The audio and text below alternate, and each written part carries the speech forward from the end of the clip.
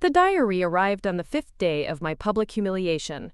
While social media burned with excerpts of my most private thoughts, and my world had collapsed into notifications I couldn't bear to check. My phone lit up with my literary agent's name, a name I hadn't expected to see after my sister Harper's betrayal. Mia. Before we jump back in, tell us where you're tuning in from.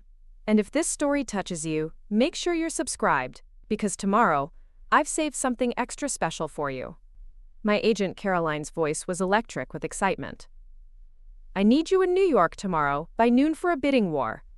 Harper Collins, Penguin Random House, Simon & Schuster.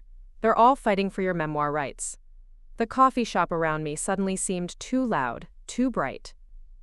5 days I'd been hiding in my apartment, watching social media explode with intimate details from my childhood diary, and she was calling about a book deal. Caroline, my personal life is in shambles. I can't think about writing a memoir. My voice sounded distant, hollow. Her tone softened like velvet. The publishers are offering 6 figures, Mia. This is your chance to tell your own story, in your own words. If you don't claim your narrative now, Harper's version becomes the only one people know. A strange fire spread through my chest as 29 years of sisterly trust shattered in that single moment of clarity. The weight of Harper's betrayal, a wound I'd been nursing since discovering my teenage diary had been sold to a tabloid magazine, suddenly felt like an opportunity rather than just devastation. Harper didn't just share my secrets, Caroline. My words hung in the sterile silence of the nearly empty café. She edited them to make herself look better and me worse. She fabricated entire entries. Family loyalty is a two-way street, Mia, Caroline replied, determination coding each syllable. If you don't fight back with truth, her lies become your legacy. My name is Mia, I'm 29 and a freelance journalist. This is the story of how I reclaimed my voice after the ultimate betrayal. For years before the diary scandal, I'd noticed the growing envy, my sister's resentment of my writing career, my modest success with feature articles in national magazines that contrasted with her struggling graphic design business. My younger sister had always been the artistic one, her visual creativity and design sense a constant in our childhood, while my love of words remained my sanctuary. I'd been trying to help anyway, connecting her with editors I knew, recommending her portfolio for projects, sharing my small Brooklyn apartment with her when she moved to the city 6 months ago, while ignoring how her presence gradually invaded my personal space. I'd given Harper access to my home office on late nights when I was on assignment, grateful for her company in the lonely city, while never suspecting she was systematically searching through my belongings. Your sister says you've been writing about the family for years, my mother had accused during a devastating phone call. She found your diary entries. Is that why you became a journalist? To exploit us? I'd struggled to understand, bewildered by the accusation, until screenshots began appearing online. Pages from my teenage diary, ages 13 through 17, the burgundy leather-bound journal my grandmother had given me before she died. The journal I'd kept locked in my fireproof box alongside my passport and birth certificate. The journal that had disappeared 3 weeks earlier, when I'd convinced myself I'd misplaced it during a cleaning frenzy. I balanced the shock with denial at first. The embarrassment of seeing my adolescent thoughts about first kisses, family fights, and desperate insecurities splashed across the internet was paralyzing. But the betrayal crystallized when I saw my sister's exclusive interview, Living with a Writer, the truth behind my sister's words. Harper had sold my diary, then positioned herself as the victim of my secret writing. The first 48 hours passed in a blur of damage control and terrifying professional implications.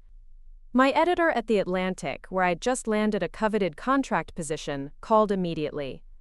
"This isn't great timing, Mia," he said carefully. "But I know family is complicated. Take some time, then we'll talk." My father, Richard, texted his support instantly. "This isn't who we raised Harper to be," he wrote, voice thick with disappointment. "Mom and I are horrified. We're calling her now." I nodded, too numb to reply, too devastated to process that my career might be ending, because my teenage crush on my high school English teacher was now public knowledge, alongside my unfiltered opinions about colleagues I still worked with. I curled into the corner of my couch, refusing to check social media as notifications overwhelmed my phone. I talked to no one except my best friend Zoe, who brought groceries and sat silently beside me, afraid words might make everything worse. By the fifth morning, Caroline's call about publishers bidding for my story felt like a cruel joke.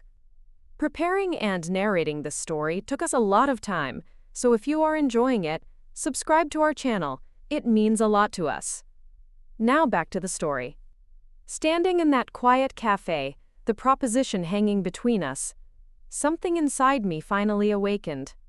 29 years of being the responsible sister, the one who never caused problems, who kept secrets and smoothed tensions.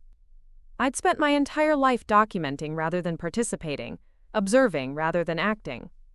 "I'll write it," I said, my voice suddenly calm and unshakable. "But I'm telling everything." I hung up, ordered another espresso, and opened my laptop, a strange determination settling over me despite the chaos. "Everything okay?" asked Marcus, the barista who'd become my morning constant. "Not really," I admitted, "but I think I'm exactly where I need to be." The cafe hummed with quiet conversations as doubt crept in. My family relationships might never recover from what I was about to do. Would my decision destroy any chance of reconciliation? The weight of truth suddenly felt heavier than silence ever had. My phone buzzed again. Harper, this time. "Mom says you're getting a book deal. I'm sorry about the diary, but you were writing about us without permission. Send me the publisher contact. I could design the cover at least." I stared at the screen, stunned. She had exposed my most intimate thoughts to the world, and now wanted to profit further from my pain. More messages followed from relatives, all focused on potential opportunities from my humiliation, none acknowledging the profound violation. Their priorities revealed a painful truth I'd been avoiding. Their version of family was about advantage, not love. As evening fell, I was outlining chapters in my notebook when Carolyn called again. "Penguin's offering $275,000, she gasped, "with a major marketing commitment. They want chapters in 3 weeks. Can you do it?" My fingers tightened around my pen, the possibilities overwhelming. "I can do it," I whispered, feeling something shift inside me. "I have to." The advance would change my life. Enough to buy my own apartment, to stop taking assignments that didn't matter to me, to establish real security. Harper's betrayal might have exposed my past, but this opportunity could secure my future. I was calculating financial possibilities when Harper herself walked into the cafe, her expression a practiced mask of contrition. "You weren't answering texts," she said, sliding into the chair across from me. "We need to talk about this book thing." I closed my notebook slowly, my heart pounding but resolve unwavering. "There's nothing to discuss," I replied calmly. "You sold my private diary without consent. Now I'm writing my story, with consent." Harper's facade cracked slightly. "It wasn't personal, Mia. We were broke last month. I needed the money. Besides, your diary made me sound terrible. I had to defend myself." I stared incredulous. By selling my privacy? By lying about me? My voice stayed steady, fueled by a new strength. "You could have asked for help. Instead, you betrayed me in the most fundamental way possible." She leaned forward, voice dropping. "It was just teenage stuff, Mia." Nobody cares about ancient history. The cafe suddenly felt too small for this conversation. "I care," I said simply. "Those were my words, my experiences, my truth." "You had no right." Harper's expression hardened. "So now you'll publicly shame me with this book? Real sisterly." I met her gaze without flinching. "I'm going to tell my story honestly, including what happened before the diary and what happened after. The whole truth, not edited excerpts."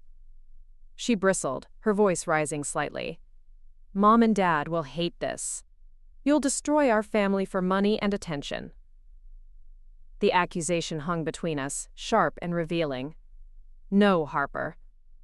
You did that when you decided my privacy was worth less than a paycheck." That confrontation marked the beginning of my metamorphosis. I walked home alone through Brooklyn streets, mentally composing opening lines for chapters, my journalist's mind already structuring the narrative arc of betrayal and redemption. At home, I created a writing schedule, cleared my freelance calendar except for essential assignments, and began the painful process of reconstructing what had been in my stolen diary. The following morning, my mother called, her voice tight with anxiety. "This book is a mistake, Mia. Family matters should stay private." The irony was suffocating.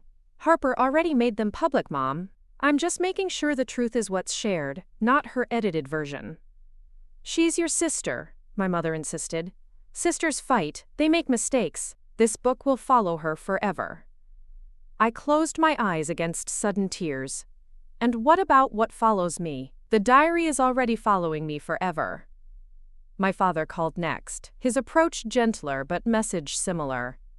"We're worried about you, sweetheart. Writing in anger rarely leads to your best work." I appreciated his concern but recognized the subtle manipulation. "I'm not writing in anger, Dad. I'm writing in truth. There's a difference." 3 days later, I signed the contract with Penguin. The advance, paid in installments, would transform my financial reality. I created a detailed outline, working title, "The Words Between Us," a memoir of betrayal and reclamation. The project consumed me, days blending as I reconstructed my past with journalistic precision. I interviewed childhood friends about shared memories, consulted old emails and text messages, reviewed photographs and school records. My training as a fact-checker became my salvation. Every claim would be substantiated, every memory verified where possible. This would not be revenge. It would be restoration. Harper attempted reconciliation through intermediaries, mutual friends, our cousin Elise, even my favorite professor from graduate school. Each approach carried the same subtext: stop the book. None acknowledged the fundamental violation or offered genuine apology. 2 weeks into writing, I received a formal letter from an attorney representing Harper. It demanded I cease work on the memoir, claiming invasion of privacy and defamation. The irony was breathtaking. I forwarded it to Caroline, who connected me with Penguin's legal team. Their response was swift and reassuring. Truth is an absolute defense against defamation claims. The attorney's letter had an unexpected effect. It crystallized my purpose. This wasn't just about my diary anymore. It was about power dynamics that had shaped our relationship since childhood. Harper had always taken what was mine: attention, opportunities, and now my most private thoughts, while positioning herself as entitled to whatever she wanted. The memoir became a reclamation project, not just of my narrative but of my agency. As chapters took shape, I found myself excavating patterns I'd never fully acknowledged. Harper's smaller betrayals over years. My parents' subtle enabling of her behavior. My own complicity through silence and accommodation. 6 weeks in, I received another unexpected call, my editor at The Atlantic. "We've been following this situation," he said carefully. "And we'd like to offer you a feature assignment. Personal essay about privacy, betrayal, and social media. Your experience as the framework, but broader cultural implications. Interested?" The opportunity felt like professional validation when I needed it most. The essay would serve as a perfect platform to address the situation publicly before the memoir's release. I accepted immediately, my confidence growing with each professional vote of confidence in my perspective. As I wrote both the Atlantic piece and the memoir chapters, something remarkable began happening. My Instagram followers tripled. My previous articles saw surging traffic. Literary festivals sent speaking invitations.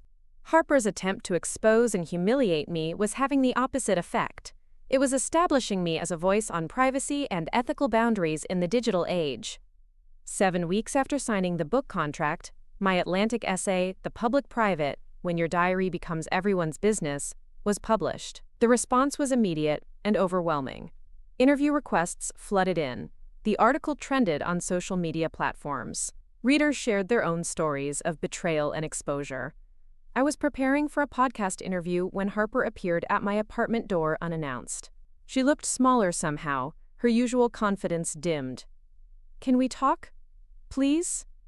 Against my better judgment, I let her in. She sat stiffly on the edge of the couch we'd chosen together at IKEA months earlier. "I read your Atlantic piece," she said finally. "It was good. Really good." I waited, sensing more. "You didn't name me," she continued. "You could have, but you didn't." I shrugged slightly. "The piece wasn't about you specifically. It was about the larger issue." Her eyes filled unexpectedly. "But the book will name me." It wasn't a question. "Yes," I confirmed. "The memoir tells my complete story. You're a significant part of that story." She nodded slowly, tears spilling over. "I really messed up, Mia. I was jealous and desperate and stupid." For the first time since the betrayal, I saw a glimpse of genuine remorse. Not performative regret, but authentic recognition of harm caused. "Why the diary?" I asked. The question that had haunted me for weeks. "Why not just ask me for money if you needed it?" Harper wiped her eyes. "Because you would have given it to me," she whispered. "And I was tired of being the failure while you succeeded at everything." "The diary? It showed you weren't perfect either, that you struggled too. I thought it would make me feel better somehow." The raw honesty stunned me. "Did it?" I asked softly. "Did exposing my private thoughts make you feel better?" She shook her head miserably. "It made everything worse. I lost my sister. Mom and Dad can barely look at me. And now everyone will know what I did." I should have felt vindicated by her suffering, but something unexpected happened instead. Seeing her genuine pain cracked open a door I'd thought permanently sealed. Not forgiveness, not yet, but possibility. "The book isn't finished," I said finally. "There's still time to shape how your part of the story ends." She looked up, confusion mixing with hope. "What do you mean?" I chose my words carefully. "I mean your actions going forward matter. How you handle the consequences, whether you take responsibility publicly or continue trying to silence me." That conversation marked a turning point, though not an easy resolution. Harper moved out the following week, finding a room in a shared apartment in Queens. She declined further legal action, instead posting a public apology on her social platforms, acknowledging what she'd done without excuses. My parents remained conflicted, torn between children, worried about family reputation. My father visited, bringing dinner and tentative support. "I'm proud of you for standing up for yourself," he said carefully. "I just wish circumstances were different." My mother kept her distance, sending brief texts that revealed her discomfort with public airing of family matters. The memoir took shape, evolving from rage to reflection. I found myself writing not just about Harper's betrayal, but about the complex family dynamics that had created both of us. About the subtle ways girls are taught to compete, rather than support each other. About the power of words to both wound and heal. 3 months into writing my memoir, I found myself in a sunlit corner office at Penguin Random House, surrounded by marketing executives discussing cover designs and publicity strategies. My completed manuscript sat on the polished conference table, my name embossed on the title page. The words between us, a memoir of betrayal and reclamation, by Mia Calloway. The surreal moment was interrupted when my phone vibrated with a text from Harper. "Just saw your book listed for pre-order. I'm happy for you. I mean it. Before we jump back in, tell us where you're tuning in from, and if this story touches you, make sure you're subscribed, because tomorrow, I've saved something extra special for you." The path from betrayed sister to published author had been extraordinary and painful in equal measure. Each chapter I wrote had excavated memories both beautiful and difficult. Harper and I building blanket forts during thunderstorms, competing for our parents, attention at recitals, the gradual fracturing of sisterly trust through small betrayals that culminated in the ultimate violation. As my editor Catherine praised the emotional honesty of the final draft, I felt an unexpected pang of sadness beneath my pride. The book would launch my career to new heights, but at what personal cost? "We're projecting first-week sales of 50,000 copies," the marketing director was saying, her voice breaking through my thoughts. "Your Atlantic piece created the perfect platform, and the social media response has been extraordinary. People are connecting deeply with your story of reclaiming your narrative. The numbers were staggering. A writer's dream come true through circumstances I'd never have chosen. The morning shows are fighting over who gets you first, Caroline added, her eyes gleaming with professional satisfaction. Today's show, Good Morning America, CBS Mornings. They all want the exclusive. I nodded, attempting to match their enthusiasm while a knot formed in my stomach. Every interview would mean publicly dissecting my family's dysfunction, exposing not just Harper's betrayal, but the complex dynamic that had made it possible. As the meeting concluded, I wandered through Manhattan streets, my achievement shadowed by its origin story. The memoir had transformed from an act of defensive truth-telling to something more nuanced, an exploration of sisterhood, privacy in the digital age, and the thin line between documentation and exploitation. The irony wasn't lost on me that I'd turned my sister's betrayal into literary success, the very thing she'd resented about my career. My phone buzzed with another text, this time from my father. Just reserved tickets for your NYC book launch. Mom's coming too. We're proud of you, sweetheart. The simple message brought unexpected tears. My parents had gradually shifted from concerned neutrality to cautious support as they'd read early chapters. You've been fair, my father had said after reading the manuscript. Painful, but fair. Harper and I had established a fragile truce over the intervening months. Not friendship, certainly not the closeness we'd once shared, but a careful, distant respect. She'd moved to Philadelphia for a fresh start, accepting a position with a design agency that appreciated her artistic talents without knowing her personal history. Our communications were sporadic but civil, each of us feeling our way through this new terrain. Preparing and narrating this story took us a lot of time, so if you are enjoying it, subscribe to our channel, it means a lot to us. Now back to the story. Back in my Brooklyn apartment, I sat at my writing desk overlooking the street where Harper and I had once walked together, laughing about shared jokes and planning our conquests of New York City. The space felt emptier without her chaotic energy, though more peaceful too. I opened my laptop to find an email from a name I didn't recognize. Jessica Williams, with a subject line that made my heart stutter. I found your diary. Dear Miss Calloway, the message began. I purchased a burgundy leather journal at a secondhand shop in Queens 3 weeks ago. After reading several entries, I realized it was your stolen diary that's been in the news. I haven't shared it with anyone. Please let me know how I can return it to you. A phone number followed the simple message. My hands trembling, I called the number immediately. Jessica answered on the second ring, her voice warm and straightforward as she explained finding the diary while browsing for vintage notebooks. The shop owner said someone had sold it to him recently. When I started reading it at home and realized what it was, I searched your name online.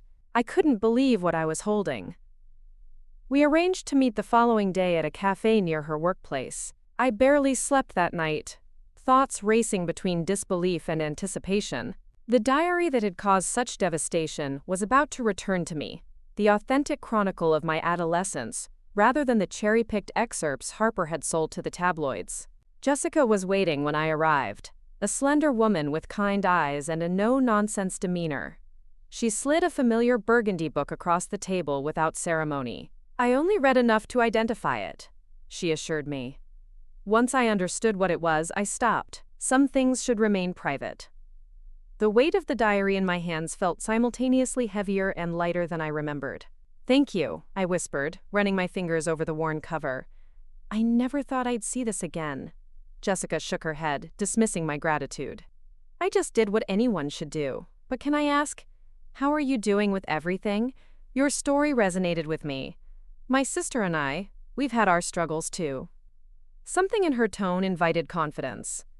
We ended up talking for hours, Jessica sharing her own story of familial estrangement and eventual reconciliation.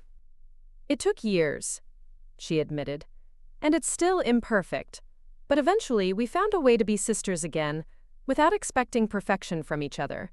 As I walked home clutching my recovered diary, Jessica's words echoed in my mind alongside a growing realization.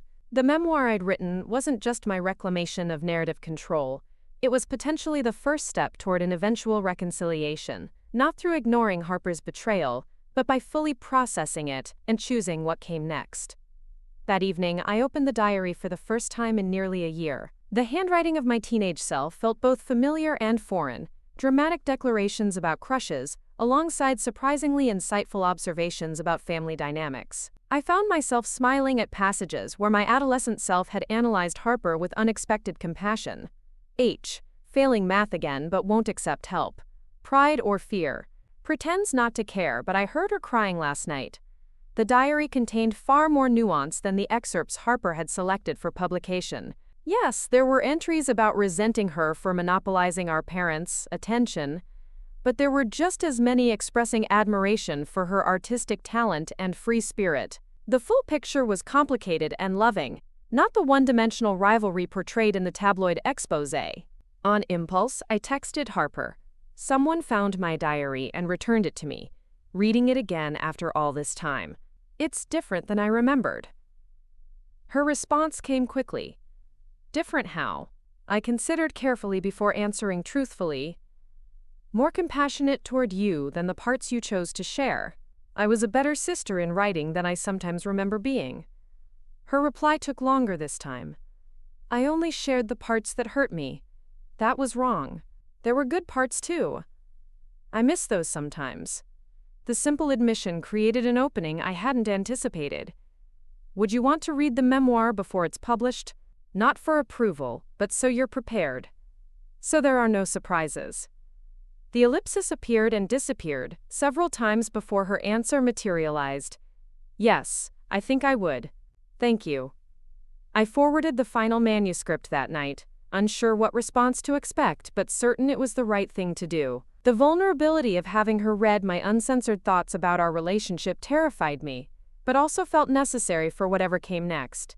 2 days passed without word, my anxiety growing with each hour of silence. On the third morning, my phone rang with Harper's number. I answered cautiously, unsure whether to expect anger or something else entirely. I finished it, she said without preamble, her voice thick with emotion. It's beautiful, Mia. Painful but beautiful. Relief flooded through me. You're not angry? I asked cautiously. She sighed, the sound carrying years of complicated feelings. How can I be angry about your truth when I exploited it first? You had every right to tell your story, and you were kinder than you needed to be. I tried to be honest, not cruel, I said softly, about all of us, including myself. Harper's voice cracked slightly. That's what hurt the most, actually, seeing how well you understand why I did it. The jealousy, the financial pressure, feeling like I was always in your shadow. You saw me more clearly than I saw myself. We talked for nearly 2 hours, the longest conversation we'd had since the betrayal. Not fixing everything. That would take far more time, but laying groundwork for a different kind of relationship. One based on adult understanding rather than childhood patterns and competition. As my publication date approached, the publicity machine accelerated.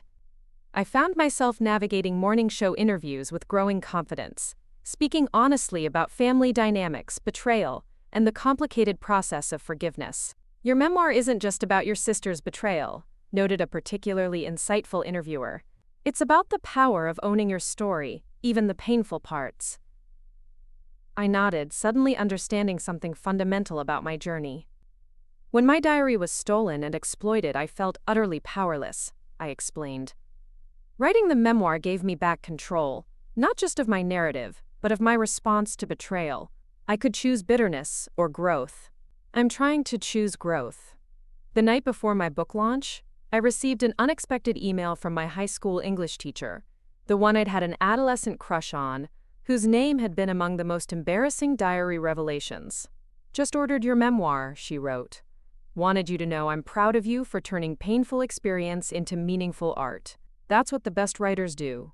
Her words crystallized something I'd been feeling throughout the publication process. The diary's exposure, painful as it had been, had forced me to confront and integrate parts of myself I'd kept separate. The private self who recorded unfiltered thoughts, and the public self who maintained careful boundaries. The memoir represented a deliberate choice about which parts of my story to share and how to share them. The book launch exceeded everyone's expectations. The event space was filled beyond capacity, with standing room only as I read selected passages and answered questions from readers who'd connected with different aspects of my story. I scanned the crowd as I spoke, finding my parents seated in the front row, their expressions a complex mixture of pride and lingering discomfort with such public disclosure. In the back corner, partially obscured by a column but unmistakably present, stood Harper. She hadn't told me she was coming, and I hadn't expected her. Our eyes met briefly across the crowded room, and she offered a small, tentative smile before looking away. Her presence felt like a peace offering of sorts, an acknowledgement of my achievement despite its origins in her betrayal. During the signing portion of the event, I inscribed dozens of books with personalized messages, my hand cramping as I thanked readers for their support. The line finally dwindled until just one person remained. Harper, clutching a copy of the memoir, her expression uncertain as she approached the table. "I wasn't sure if I should come," she admitted quietly. "But it felt wrong not to be here." I nodded, understanding the courage it had taken. "I'm glad you came," I said simply. She placed her copy on the table. "Would you sign it for me?" The request hung between us, weighted with significance. I opened to the title page, considering what message could possibly encompass everything between us. Finally, I wrote simply, "To Harper, may we both find the words to rebuild. With love, Mia." She read the inscription, her eyes filling with tears. "I'd like that," she whispered. "The rebuilding part." As we walked out together into the cool evening air, an awkward silence settled between us. Not hostile, but uncertain, neither of us quite knowing how to navigate this new territory. "There's a diner around the corner," I suggested finally. "If you wanted to grab coffee or something." Harper nodded, falling into step beside me. "I'd like that," she said cautiously. "I have an early train back to Philly tomorrow, but coffee would be good." The conversation that followed wasn't dramatic or particularly profound, just two sisters sharing a meal, carefully avoiding landmines while finding small patches of common ground. We talked about her new job, my upcoming book tour, our parents, tentative steps toward retirement. Normal sister topics layered over the extraordinary circumstances that had brought us to this moment. When we parted outside the diner, our hug was brief but genuine. "Congratulations on the book," Harper said, stepping back. "You deserve this success." "Thank you," I replied, meaning it completely. "For coming tonight." "For trying." She nodded, hailing a passing taxi. "Call me when you're in Philadelphia for your tour?" The question carried more hope than either of us had expressed in months. "I will," I promised. "We'll have dinner." As her taxi pulled away, I stood on the sidewalk feeling the strange, circular nature of our journey. My most private thoughts had been exposed against my will, leading me to deliberately share an even deeper version of my story with the world. The violation had become a doorway to authentic expression and unexpected professional success. The memoir's first week exceeded all sales projections, debuting at number 3 on the New York Times bestseller list. Translation rights sold in 12 countries. Film rights became the subject of a bidding war. My calendar filled with speaking engagements at universities and literary festivals. Success beyond anything I'd imagined possible a year earlier. Yet the achievement that meant most came in smaller, more personal forms. A handwritten letter from my mother, acknowledging both her pride in my work and her regret for not better supporting me after the initial betrayal. A text message thread with Harper that gradually evolved from cautious pleasantries to genuine exchanges.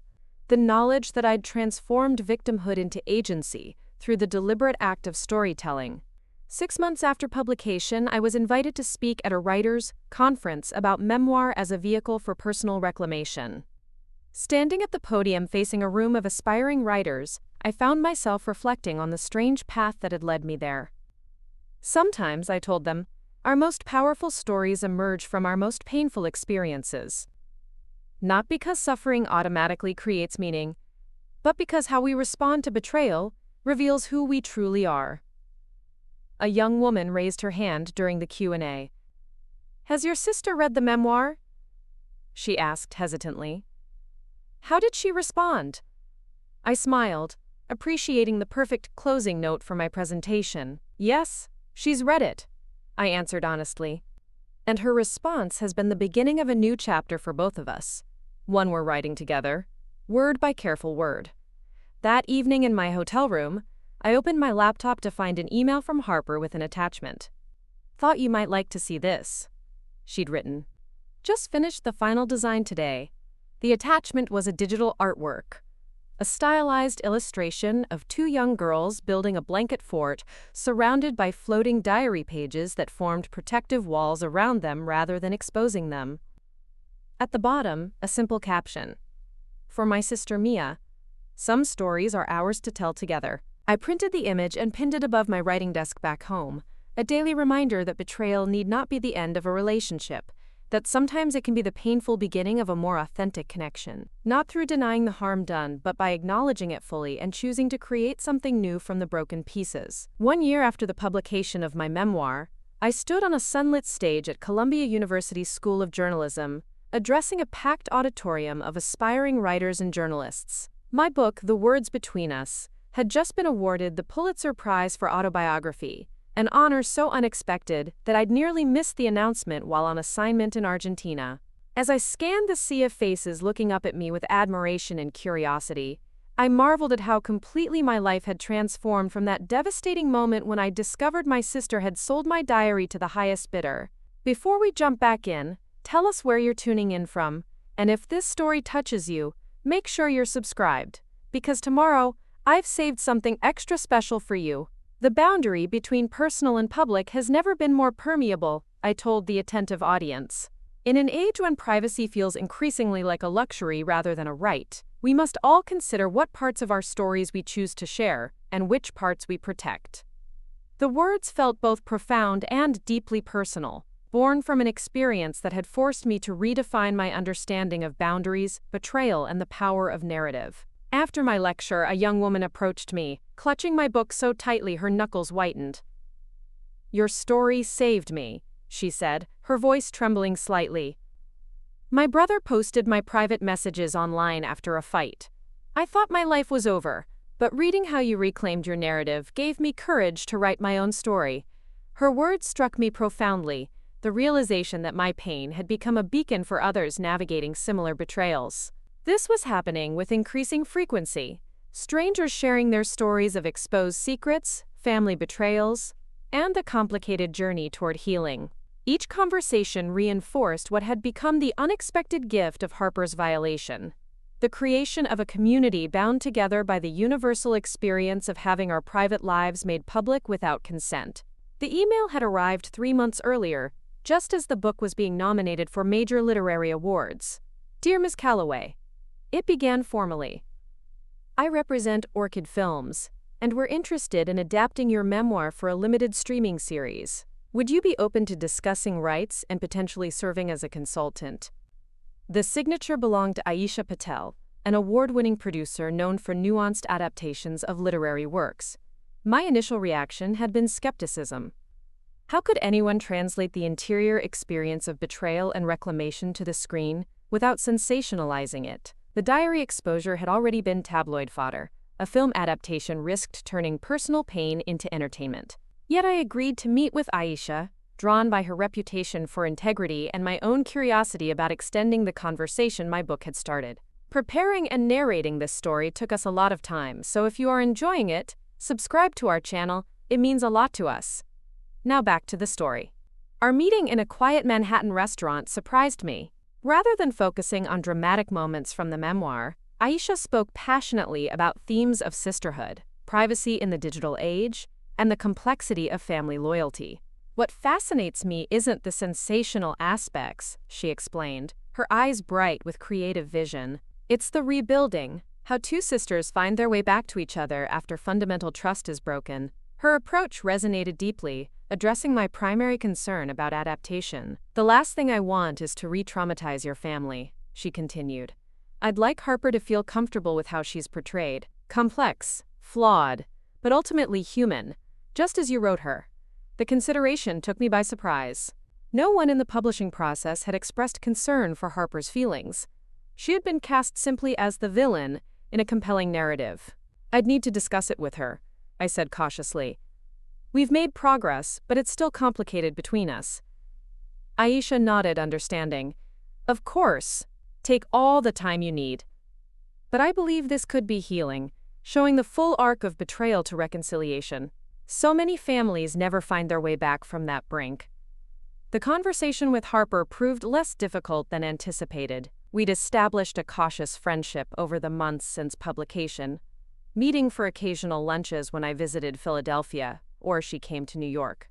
Our interactions remained somewhat guarded, the shadow of betrayal never entirely absent, but genuine affection had begun to resurface between careful navigations of sensitive topics. They want to make it into a series, I explained over video call, watching her expression carefully. I wanted to know how you'd feel about that before I consider it. Harper was silent for a long moment, her graphic designer's eye evident, as she absently adjusted the collar of her shirt. Would I be portrayed as the villain? She finally asked, the question revelatory in its vulnerability. No, I answered honestly. The producer specifically mentioned showing your humanity, your complexity. The full journey, including our steps toward reconciliation. Harper nodded slowly. I'd want some input, she said carefully. Not control, just consultation rights. To make sure it's fair. The request seemed reasonable. More than reasonable given the circumstances.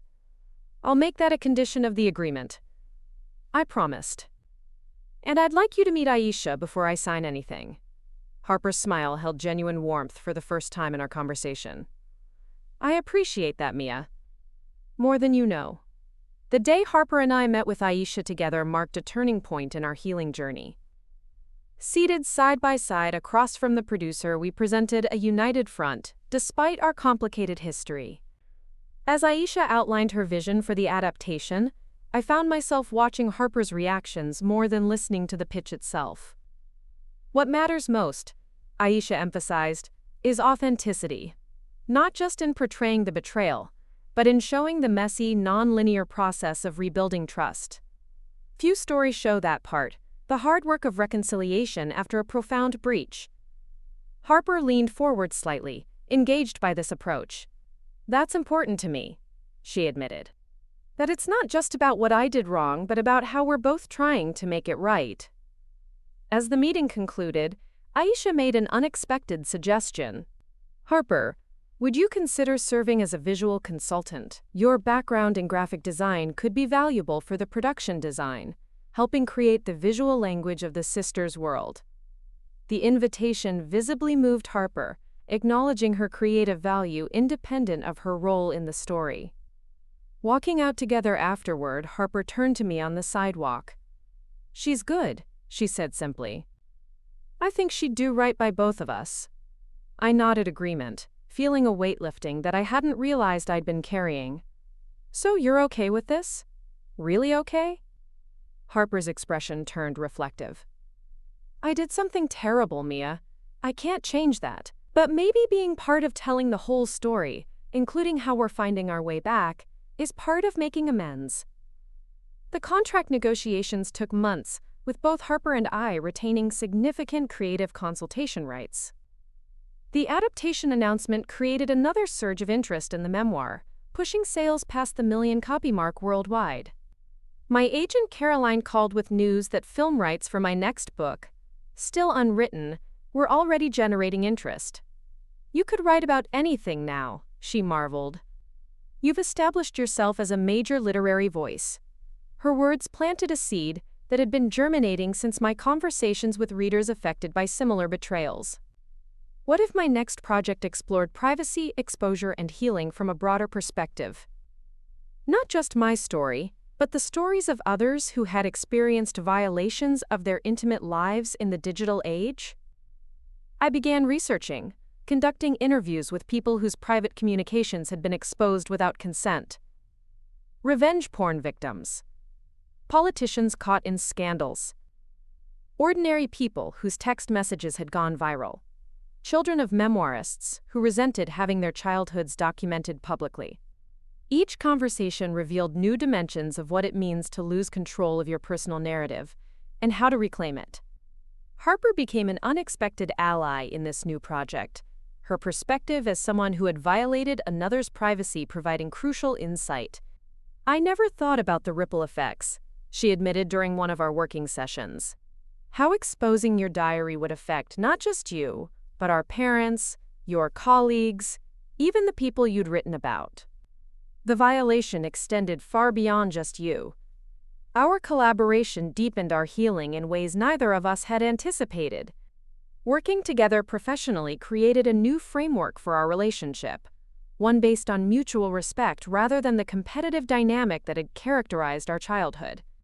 Harper's design sensibility complemented my journalistic approach, her visual conceptualizations bringing clarity to complex ethical questions I was exploring. My parents watched our reconciliation with a mixture of relief and lingering apprehension. "I never thought you two would speak again, let alone work together," my mother admitted during a family dinner. "But I worry about reopening old wounds with this TV adaptation." My father nodded agreement. "Are you sure this is healthy for either of you?" Harper surprised me by answering before I could. "Actually, it's been healing," she said quietly. "Working together on the adaptation means we're both equally involved in shaping how our story is told. It's balanced the power dynamic between us." I nodded appreciation for her insight. "And it's forcing us to talk about things we might otherwise avoid. Difficult conversations, but necessary ones."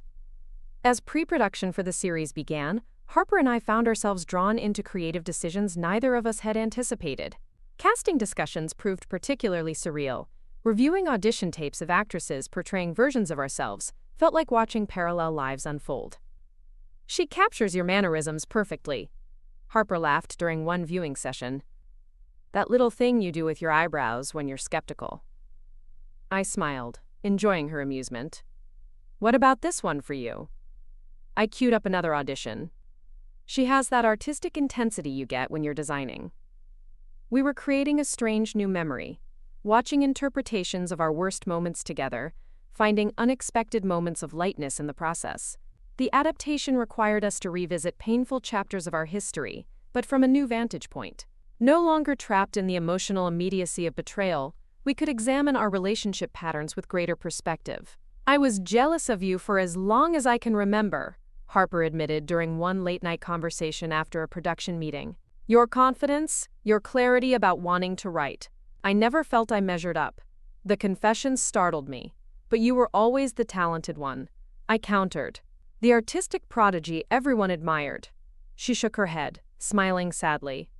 "That's not how I experienced it. I saw myself as the screw-up, the impulsive one who couldn't match your discipline. You always knew exactly what you wanted." These revelations continued, each uncovering layers of misperception that had shaped our relationship for decades. We'd been operating from entirely different narratives about our shared childhood, each feeling inadequate in comparison to an idealized version of the other that existed only in our own minds. 7 months into the adaptation process, the first day of filming arrived.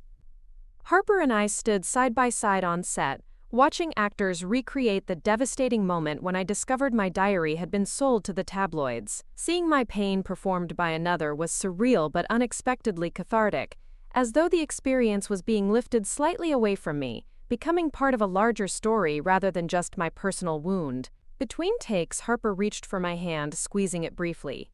"I'm so sorry," she whispered, not for the first time but with renewed emotion triggered by the vivid reenactment. "I know," I replied softly. "I believe you." The simple exchange contained years of complicated healing. Not perfect forgiveness, but something perhaps more valuable. Acceptance of both the harm done and the genuine remorse that followed. As filming progressed, a curious phenomenon emerged. The actresses playing us began seeking our input beyond the script requirements, wanting to understand the emotional truth of our experiences. "What were you actually feeling in this moment?" Eliza, the actress portraying me, asked during a lunch break.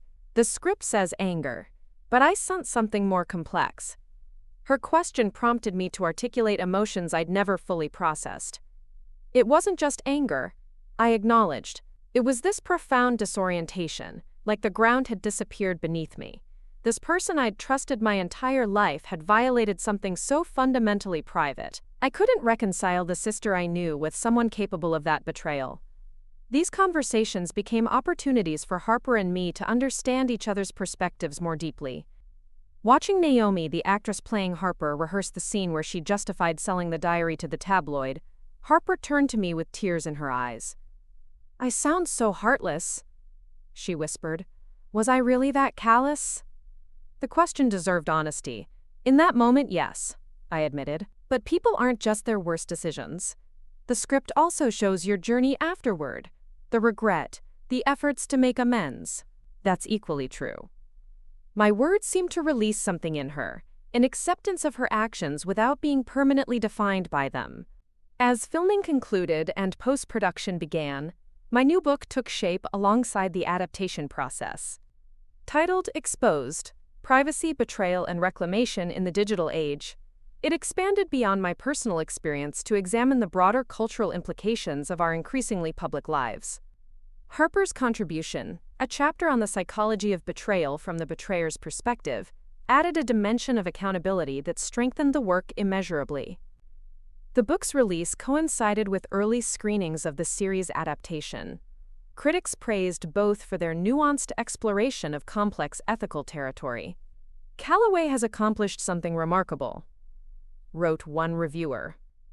"She's transformed a deeply personal violation into a cultural touchstone for understanding privacy and reconciliation in the digital era." Another noted, "The most powerful aspect of both the book and series is the authentic portrayal of rebuilding after betrayal.